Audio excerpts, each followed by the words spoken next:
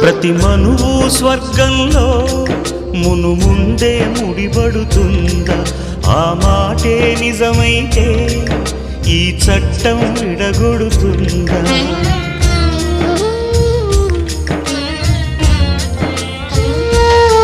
నీ రాతకు ఎంత సత్యం ఉందో చూదువు బ్రహ్మయ్యా, నీ సాక్ష్యం ఎంత విలువైందో ఓ అగ్ని చూడయ్యా.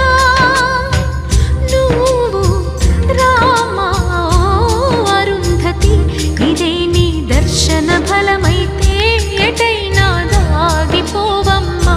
నిజంగా పెళ్ళికి బలముంటే సూటిగా ఇటు దిగి రావమ్మా.